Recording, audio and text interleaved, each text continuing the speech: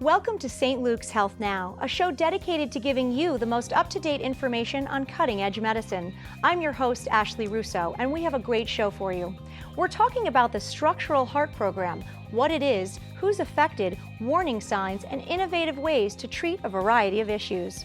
We'll be joined by a panel of leading physicians in this field and taking questions from our live studio audience. Stay tuned. This is St. Luke's Health Now.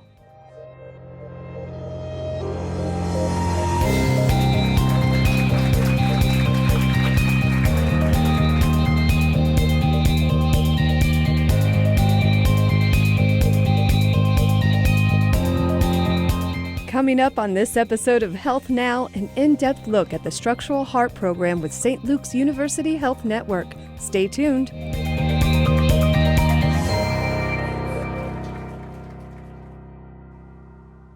Thanks for being with us. Let's get started. We have an excellent panel of guests today on Health Now. Joining me first is Dr. Raymond Durkin, a fellowship-trained interventional cardiologist. Dr. Durkin is also chairman of cardiovascular medicine at St. Luke's. He studied at Hahnemann University School of Medicine and has developed the Structural Heart Program to give patients a new and better way to combat heart disease. As the chairman of cardiovascular medicine, I oversee cardiology, heart surgery, and vascular surgery. The technology boom in cardiology in the United States in the past 5 years has been amazing. We have people who are getting therapy they need without needing to go on a heart-lung machine or have their chest cut open. I think we have a young, progressive, well-trained, diversified group of cardiovascular professionals. Everybody brings something different to the table, and I think when you put it all together, it allows us to reach a peak of service. My personal philosophy is truly to treat each patient as if they're a family member. I've been a cardiologist for 20 years. I often come in the middle of the night to take care of people who are having heart attacks, who I've never met before. And I just try to treat people the way my family members would be treated. And I think that's always worked well, not just technically, but when you're done, to make sure you have time to give people some compassion.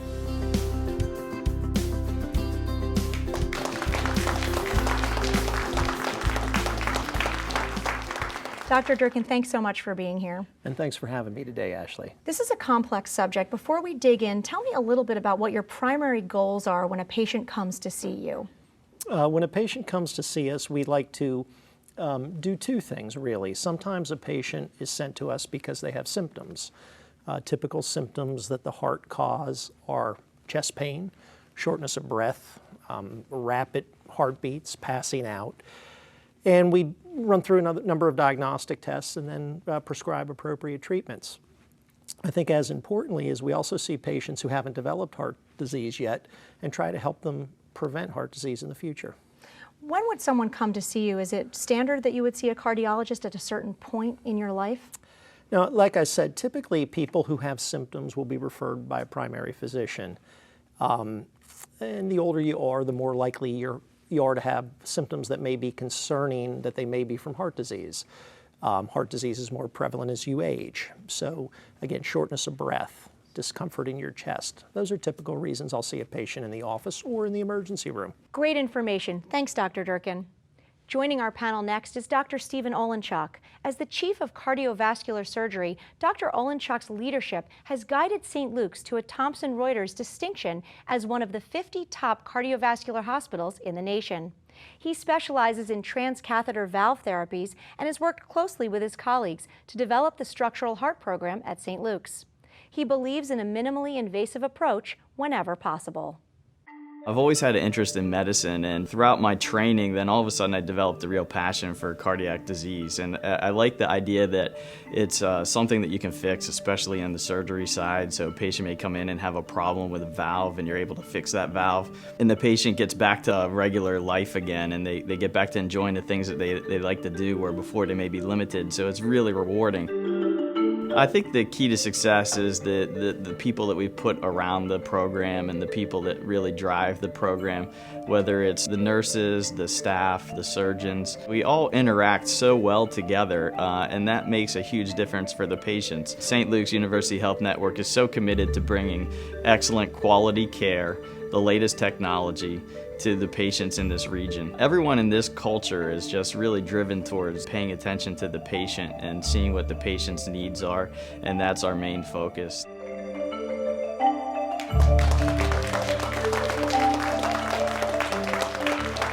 So Dr. Olenchak, a patient has come in, they've seen Dr. Durkin or one of his colleagues, and they've referred them to you. As a surgeon, how do you come up with a surgical plan for your patients?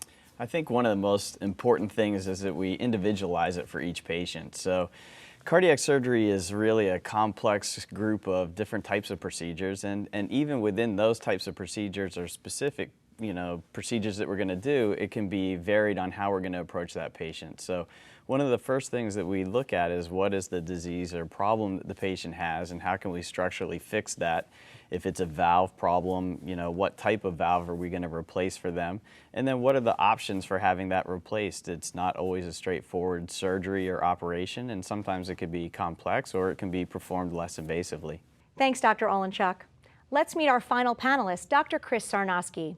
As an interventional cardiologist at St. Luke's, Dr. Sarnosky offers many therapies used to treat coronary artery disease, including stenting, TAVR, and mitral valve repair. Additionally, he has the ability to manage and treat disease of the vascular system. Dr. Sarnosky believes patients deserve an individualized approach to their heart health. The structural heart program here at St. Luke's University Health Network is unique in the fact that we're all small pieces of a large puzzle.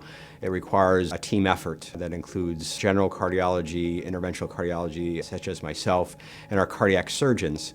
So we meet regularly, discuss these cases, and come up with what is the best treatment for each individual case. Communication for team approach is absolutely mandatory. It's the biggest key to success for both outcomes and care of each individual patient. We are constantly communicating throughout the day amongst ourselves as well as with our colleagues in cardiovascular surgery. And that allows us to come to a conclusion what may be the best treatment for each patient.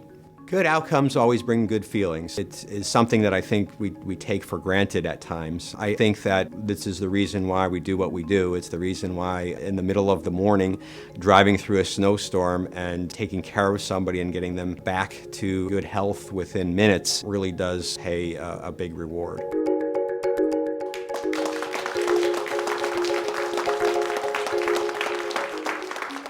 Thanks for being here, Dr. Sarnosky. Before we talk about the structural heart program, tell me why a patient might be referred to you as an interventional cardiologist.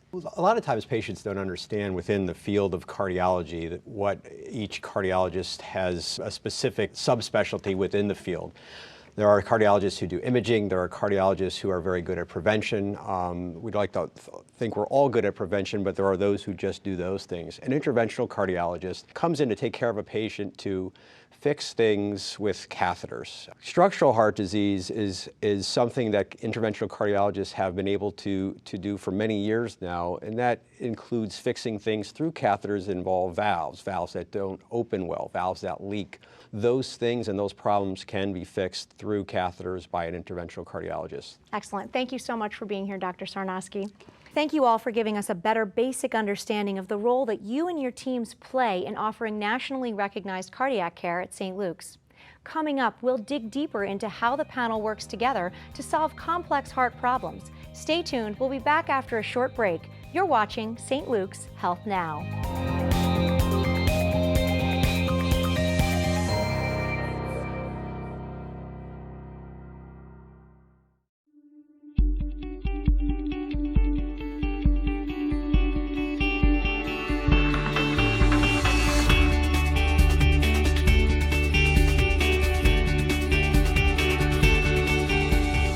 Compassion, innovation, technology.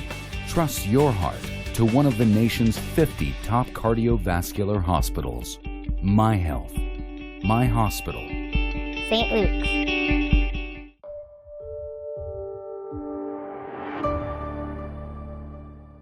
Welcome back, and thanks for being with us. I'm Ashley Russo, and this is Health Now. I'm joined by an outstanding panel of cardiac surgeons, physicians Dr. Raymond Durkin, Dr. Stephen Olenchak, and Dr. Chris Sarnosky. We've discussed their individual roles. Now let's get a better understanding of the structural heart program at St. Luke's University Health Network. We also want to thank our audience for being here today and providing us with such insightful questions, which we'll get to later in the show. So Dr. Durkin, what is a structural heart program and what kinds of problems does it address? As interventional cardiologists, we use non-surgical techniques to fix heart arteries, but we only dealt with the arteries. About 10 years ago, as technology continued to improve, engineers have developed other areas of the heart that can be fixed, whether it's the valves or holes in the heart or procedures to prevent stroke. And the term structural heart disease was coined. And the thing about it is, interventional cardiologists don't own that, and heart surgeons don't own that. We work together as a team because it requires both of our sets of skills. It really is the ultimate in collaboration. Dr. Olenchuk, tell me a little bit about some of the procedures that can be performed as part of the structural heart program, such as the TAVR. Yeah, there are many procedures now that are continuing to evolve to really fit into this realm of a structural heart team. One such is transcatheter aortic valve replacement, or as we refer to as TAVR. So we know that patients can have surgical aortic valve replaced, and we can do that through small incisions or standard incisions with great quality and good results all the time. And then there's another group of patients, as technology has improved, a valve can be placed on a balloon and on a catheter, and the valve can be changed through an incision in the patient's leg. And just a small puncture in an artery in their leg, we're able to go in and put a new aortic heart valve in.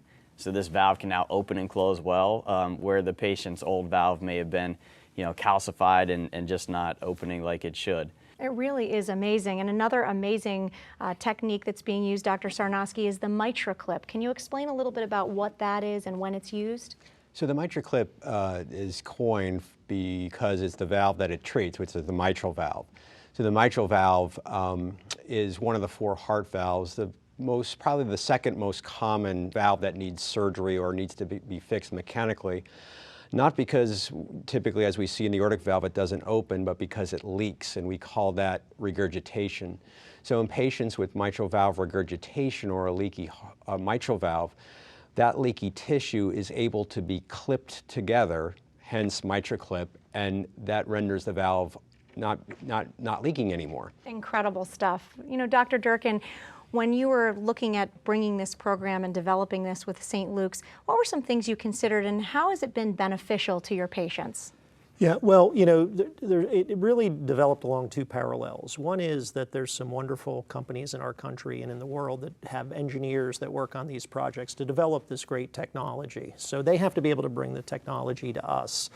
And we've, over the years, have formed good partnerships with a lot of these companies and engineers. The engineers, having met with them, are very concerned about having their products used appropriately. And so when a lot of these products come out, we're some of the first people in the country to use them. Dr. Olenchuk, how does the team approach help with this? I think a lot goes on behind the scenes. We've gotten to know that in working with all of you. Explain to our audience how the team approach really helps the patients and how you all work together to figure out these complex heart issues. Well, one thing that's so great about Structural Heart Program is that it's really taken us all out of separate silos, maybe the interventional cardiologist in one silo and the cardiac surgeon in the other silo, and we're all on the same team. And we've created this unique team, and everybody brings their own expertise and their own way of treating the same types of diseases. And so we have a multi-specialty approach to this now. We have echocardiographers, anesthesiologists, interventional cardiologist, a valve coordinator, and like you said, weekly we review patients and we review the procedures that they're being planned for them, and we discuss openly what may be the best treatment for them. And so it's really personalized care for that individual patient. And certainly the team approach is important, but as Dr. Durkin mentioned, the technology has to be there. So Dr. Sarnoski, what are some technologies that St. Luke's uses that other places may not, that's really allowed you guys to develop this program? Well, even though we're talking about this technology, MitraClip and transcatheter or TAVR, and fixing holes in the heart and doing all this stuff that we sort of take for granted that we've been doing now for a few years, not every center is able to do that. And the reason for that is because they do not have a team in place to be able to offer patients this in a comprehensive fashion. So when we talk about team, and there is no I in team when we talk about structural heart, we need everything in place. We need people who are very good at looking at ultrasounds of the heart. We need people who are very good at putting these patients to sleep. So when we look at this technology, we are selected because our team has gained a reputation that this is something that when we talk about new technology, and companies want their product to work and have good outcomes, that we've been able to do that and show the community in particular that we are good at what we do because we have a great team. It's not one individual. Collaboration of a great team, great technology, and a supportive network certainly makes for a wonderful cardiac program. Insightful information from all of our panelists, but we're not done yet. After the break, we'll find out what the warning signs are and who is a candidate for the structural heart program. You're watching St. Luke's Health Now.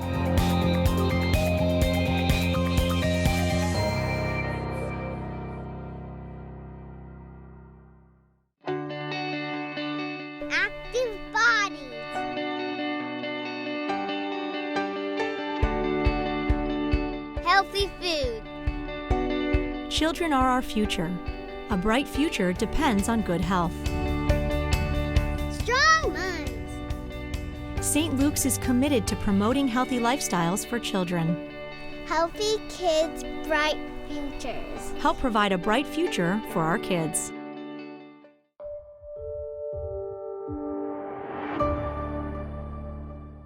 Welcome back to St. Luke's Health Now, a show dedicated to giving you the most up-to-date information on innovative medicine.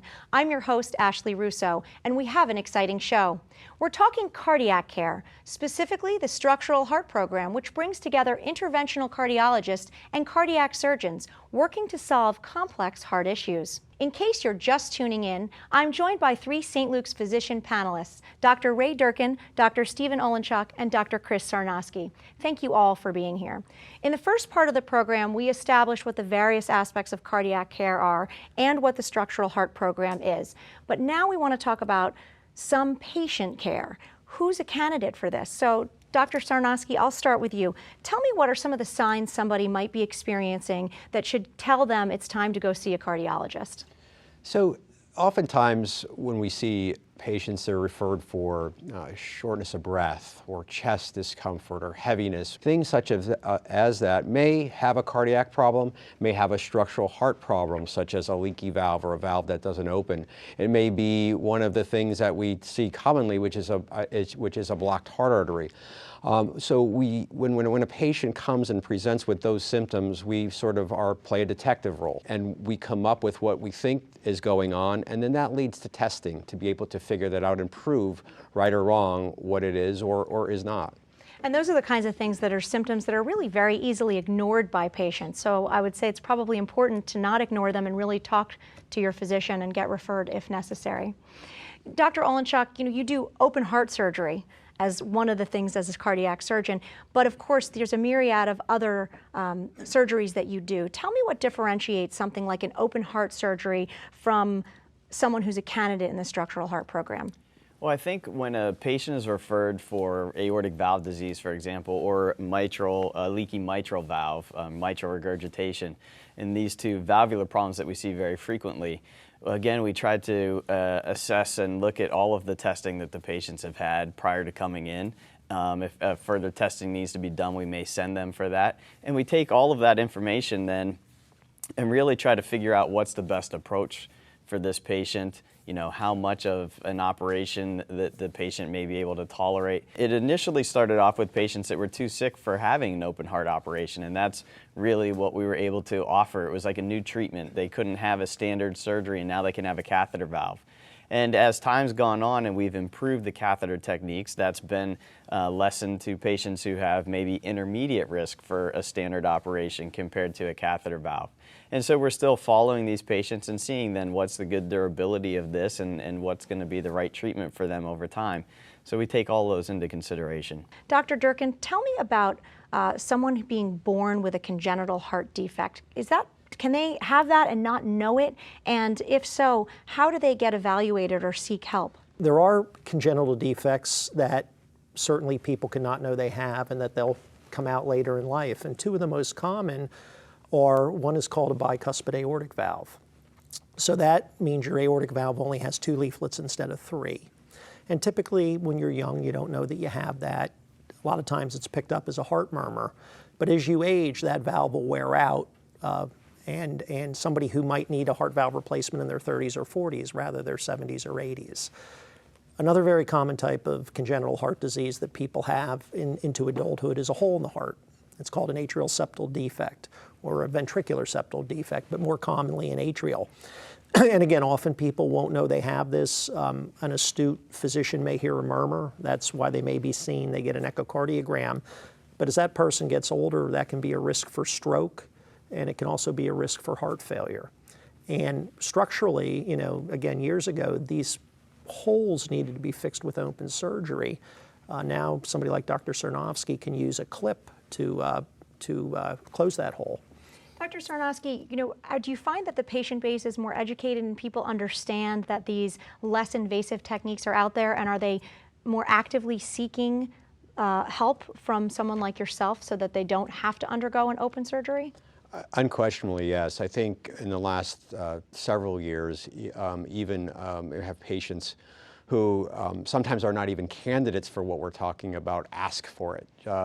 And we have to be educators, and we have to tell them exactly what it is that is wrong, and then what we think the best treatment is, because a lot of times what may be a treatment for somebody in their mid-80s may not be the same treatment for somebody in their 40s. So even though we talk about this and we talk about leaky valves and fixing these valves that don't open or holes in the heart, in this realm of structural heart or in the realm of catheter-based, oftentimes the best treatment may be an open procedure, depending on exactly what it is and how much or how old or what the patient is able to tolerate. I would imagine, Dr. Olenchak, with all of these options out there, it's difficult for patients to know, I guess, not only the severity of what they might be undergoing, but there's a lot of fear. What is it that you want patients to know when they're dealing with some sort of heart issue or anything surgical? We always have to keep in mind that the patient has just been told that they have a problem with their heart. It's a very scary thing. And we try to really have the patient feel comfortable with it and comfortable with the team. We encourage them to kind of understand the steps in the process that they're going to go through, and know that we're there to kind of help them each step of the way. And so we're not just, leaving them out there. And so that's an important thing for us. Absolutely. And then knowing, of course, that the outcomes are the best in the nation. It's got to be some kind of comfort. Yeah, that helps. Absolutely. Well, thank you all so much for such an informative conversation. Up next, questions from our live studio audience. Stick with us. You're watching St. Luke's Health Now.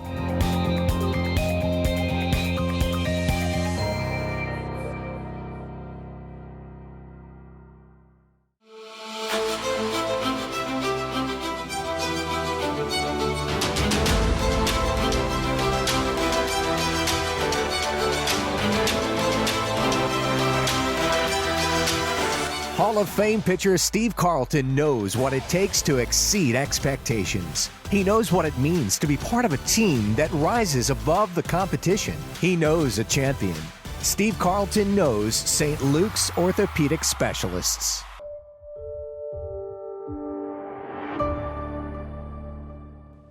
Welcome back to St. Luke's Health Now. I'm your host, Ashley Russo. A special thank you to all of our audience members, and of course to our wonderful panel, Drs. Durkin, Olenchak, and Sarnofsky. We've had a great discussion on the structural heart program at St. Luke's. Now we want to take some questions from our studio audience. All right, our first question. Do you recommend any yearly wellness testing if your family has a history of heart disease? So the answer to that is yes. We typically recommend getting a very baseline physical exam and history with either a family doctor or a primary care physician, and that typically will involve getting a cholesterol panel.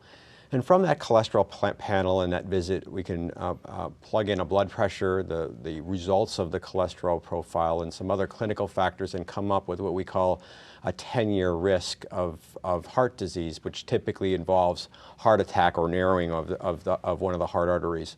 And with that, it's just a routine blood work and a visit we are able to do and tell and go over that annually with the patient. Okay, good. Second question, does constant anxiety contribute to irregular heartbeat and high blood pressure, and how do you get rid of it? And the second part is a heart rate of 40 too low and dangerous? Dr. Durkin? Yeah. I'll take the heart rate one first. Normal heart rate is between 60 and 100. That being said, people can have low heart rates. For example, elite athletes have low heart rates. People's heart rate goes down when they sleep. So a heart rate of 40 while sleeping typically isn't an issue. So it really depends on the person, and the biggest thing is whether you're having symptoms or not. So if you're in good shape and you have a heart rate of 40 and you don't have any symptoms with that, that's typically not an issue. On the other hand, if you are getting lightheaded or you've passed out and you have a heart rate of 40 and you're elderly and your main pacemaker isn't working well enough, then that may be a reason you would get a pacemaker. But that's something to get evaluated. Okay, and what about anxiety, Dr. Olenchak? What role does that play? Well, I think it can give you those feelings and can contribute to it. And sometimes actually a fast heart rate may give you a feeling of anxiety. You know, you may feel anxious, like your heart is racing, as some people may say. I think the point is, if these are concerns, it's definitely worth discussing this with your primary care physician so they can evaluate you, and if necessary, refer you on to a cardiologist to evaluate further with other monitoring to determine if you do have irregular heartbeats. Dr. Sarnosky, this is specifically for you. How long does a new valve last? There are several types of valves. So there is what's called a mechanical valve, and then there's what's called a bioprosthetic valve in terms of talking about replacements. So if we're talking about the valves we're born with, we hope that they last forever and would never need to be treated or replaced. So if we're talking specifically about an implanted valve, whether it be catheter-based or open, a tissue valve, or we say is sometimes you've heard the term made from a cow or pig, and it's made from some of the tissue of those animals. A bioprosthetic valve may last on average, let's say 15 to 18 years on average. We've all seen them last 20, 30 years, even beyond that, and we've also seen them fail even before that, but that's statistically about what a tissue valve lasts. In terms of a mechanical valve is supposed to last forever.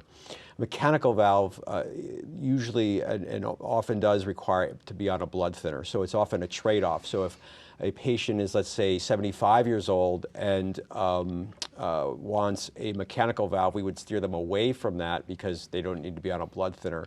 Similarly, if a very young patient at the age of 40 wants to have a tissue valve, not to be on a blood thinner, we would make sure that they know that they may need to have another procedure later in life because that valve statistically may fail. We have time for one more question, so Dr. Olenchak, I'll throw this to you. What is the single best piece of advice you'd give to those with heart disease? I think the single best piece of advice is to make sure that you pay attention to it and not ignore it. I think that when heart disease is caught early, it's often very treatable, and maybe the treatment may not even be as complex. So it's one of those things that you really want to discuss with your physician, make sure that you're seen regularly and you undergo routine physical exams. Things like valvular heart disease, for example, are very easily picked up with a stethoscope and hearing a murmur, and then can be evaluated further and treated very early. And so I think that's the main thing. Don't be so afraid that you don't get the help that you need. Exactly. Thank you all so much for being here tonight, and thank you to our audience for being here as well. For more information on the Structural Heart Program or anything cardiac related at St. Luke's University Health Network, visit their website at sluhn.org or call InfoLink at 1-866-ST. Luke's. I'm Ashley Russo. This is St. Luke's Health Now. Thanks for tuning in, and until next time, be well, and remember, it's important to focus on your health now.